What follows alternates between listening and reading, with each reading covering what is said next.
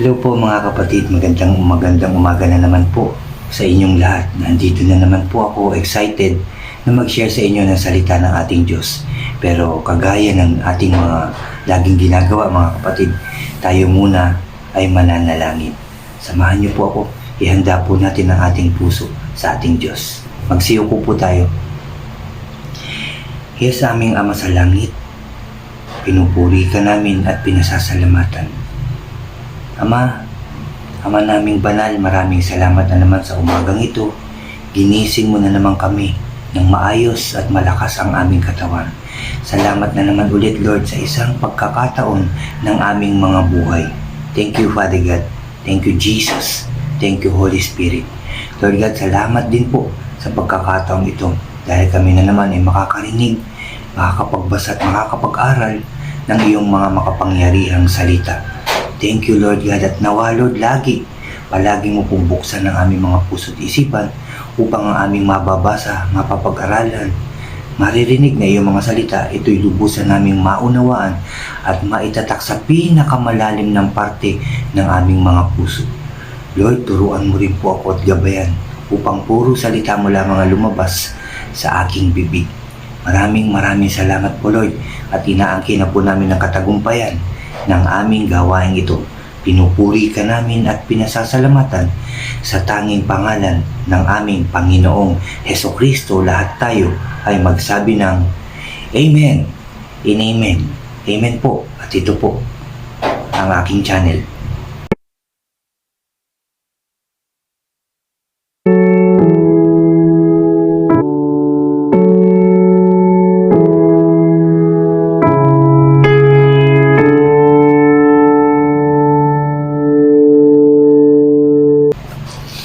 Hello po ulit mga kapatid, welcome po ulit sa aking channel. Diyan po sa mga bago sa aking channel, huwag niyo pong kalimutan na mag-subscribe po. Paki-like and share niyo rin po ang aking mga videos at paki-click na rin po ang notification bell para lagi po kayong updated sa mga bago ko pang i-upload. Maraming salamat po. Mga kapatid, pagkat natapos natin ang chapter 3 na naging mabuti itong si Boaz kay Ruth, mga kapatid, at dito po sa chapter 4 pinakasalan ni Boaz si Ruth, mga kapatid. Chapter 4 verse 1, nagtungo si Boaz sa may pintuan ng lungsod at naupo roon. Di nagtagal, dumaan ng tinutukoy niyang pinakamalapit na kamag-anak ni Elimelech.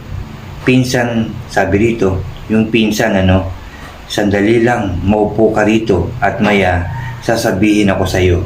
Sabi niya, lumapit naman ang tinawag at naupo sa tabi ni Boaz. Ito yung sinasabi ni Boaz kay Ruth na meron muna siyang kakausapin na pinakamalapit na kamag-anak nitong nila Naomi, mga kapatid. At ito na nga, kakausapin niya at pinatabi niya sa kanyang tabi.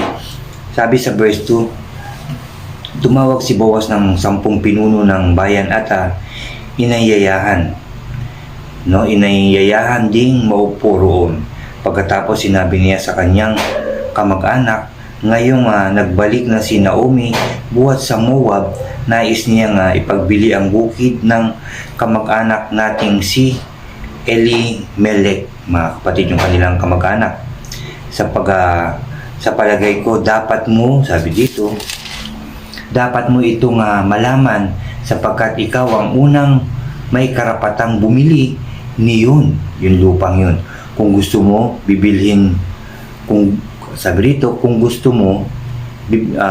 mo iyon sa harap ng mga saksing pinuno ng bayan. Kung ayaw mo naman, ako ang bibilihin ko, sagot ng lalaki nung isang kamag-anak. Agad na nagsabi si Boaz, kung bibilhin mo kaya Naomi ang bukid, kasama sa bibilhin si Ruth, sabi niya, ang Moabitang biyuda ng ating pinsang, upang ang bukid ay manatili sa angkan ng namatay. Kung bibilhin mo yung lupang yun, kasama nun sa pagbili mo, etong si Ruth, sabi dito, mga kapatid.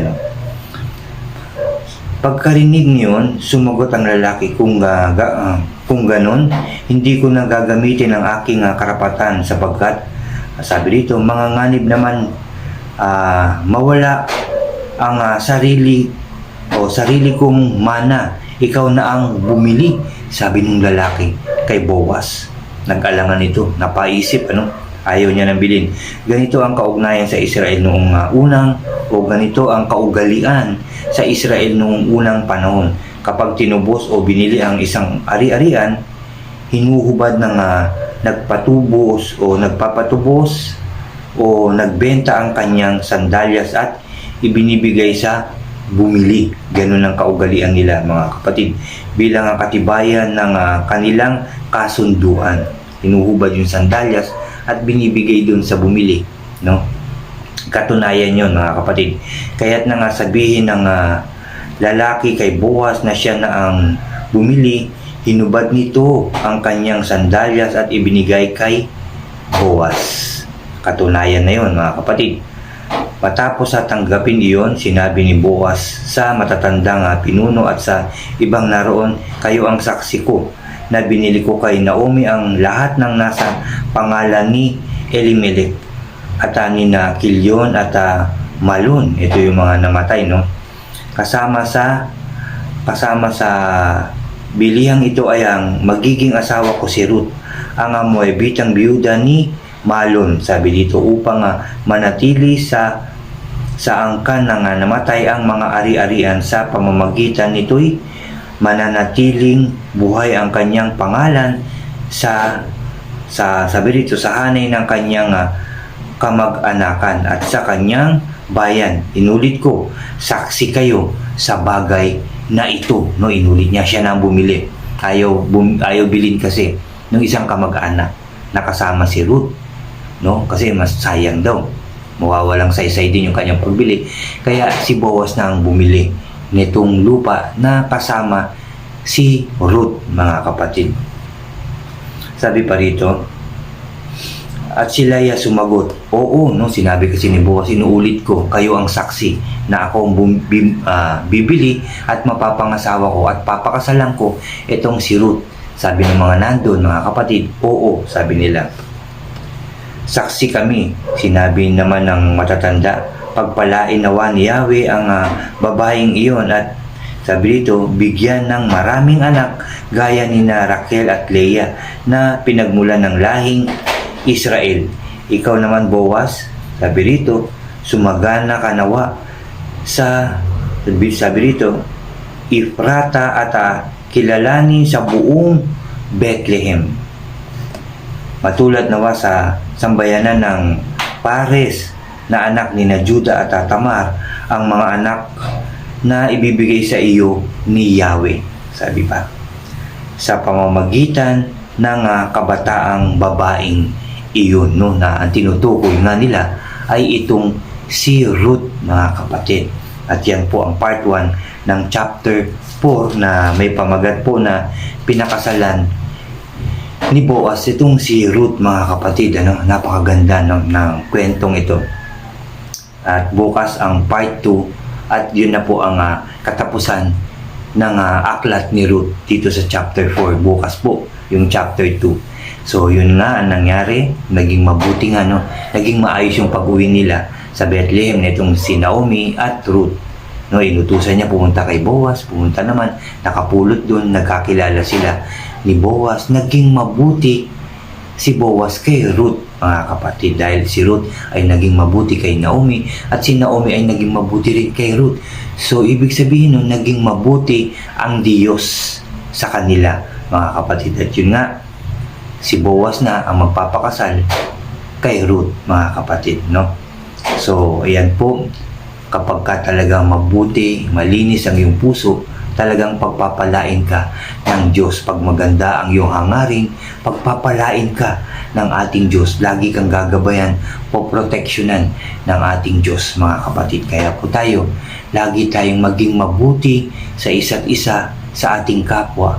Kahit na may mga tao nga nakasakit sa atin, o sabihin natin matindi yung nagawa nito sa atin, kamag-anak man o hindi, patawarin natin sila mahalin natin sila at maging mabuti tayo sa kanila mga kapatid upang maging mabuti rin ang Diyos sa atin mga kapatid. Ulitin ko lang ito, magmahalan, magpatawad at magpakumbaba tayo mga kapatid. Yan ang tinuturo sa atin at inuutos ng Diyos sa ating lahat mga kapatid upang tayo maging maayos, yung buhay natin maging maayos, masaya, masagana at tagumpay at ang kapwa rin natin ay magiging mabuti sa atin mga kapatid, no? So salamat sa ating Diyos, sa ating mga narinig na naman ngayong umagang ito, sa ating mga napag-aralan at salamat din talaga sa inyo mga kapatid. Lagi kayong nandyan, handang makinig ng salita ng ating Diyos. Salamat po muli mga kapatid at tayo po ay mananalangin na. Magsiyo po tayo. Ama sa langit, aming Diyos na makapangyarihan sa lahat, aming Diyos na mapagmahal at mapagpatawad, aming Diyos na banal. Maraming salamat na naman po sa umagang ito sa iyong mga salita na aming nabasa, napakinggan at napag-aralan. Dito Lord, talagang sinasabi mo dito Lord na kapag mabuti ang iyong puso, malinis ang iyong hangarin, ang pagpapala ay laging nasa mga taong iyon mga kapatid. Kaya Lord, turuan mo po kami, gabayan, samahan upang maging mabuti rin kami. Una para sa iyo at sa aming kapwa, maging malinis ang aming mga puso ugat at hindi na muling gumawa pa ng kasalanan.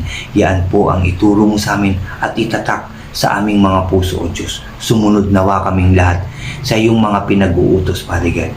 Salamat po Lord. Salamat po dahil alam ko na nandito ka sa aming pag-aaral at sa aming panalangin ngayon. Ito'y nakaabot sa iyong kaharian o Diyos. Thank you Father God. Thank you Jesus. Thank you Holy Spirit. Salamat po sa lahat o Diyos. Tunay na napakabuti mo sa amin Lord. Salamat Lord sa iyong pagpapala sa aming lahat, sa protection, guidance at napakaraming biyayang ipinagkakaloob mo sa aming lahat. Nawa nga Lord, maging karapat dapat kaming tumawag na Ama sa iyo. Maging karapat dapat na kami ay maglingkod sa iyo, Father God. Salamat sa pagkakataong yan na ipinagkakaloob mo sa amin lahat. Thank you, Lord. Thank you, Jesus. Thank you, Holy Spirit, for everything, Father God. Pagpapagaling sa lahat ng may karamdaman, pagpapakain mo po sa lahat ng nagugutom, pagbigay ng kasiyahan sa mga taong nalulungkot, at pagbubuo ng bawat pamilya, magkakaibigan, at ang buong daigdig magiging buo, Lord, dahil ikaw mismo ang gumawa at ikaw lamang ang aming Diyos na makapangyarihan sa lahat. Thank you, Father God. Thank you, Jesus. Thank you, Holy Spirit. Pinupuri ka namin, pinasasalamatan, sinasamba ka namin. Sa iyo lamang ang pinakamataas na papuri at pagsamba. Sa ngalan ng Ama, ng Anak, at ng Espiritu Santo, lahat tayo ay magsabi ng Amen, Amen, and Amen, mga kapatid. Salamat sa ating Diyos. Salamat din po sa inyo lahat, mga kapatid. Ulitin ko uli, mag-iingat po kayo palagi. Lagi tayong manalangin, humingi ng guidance, protection sa ating Diyos. God bless po sa inyong lahat at God bless po sa ating lahat. Salamat po.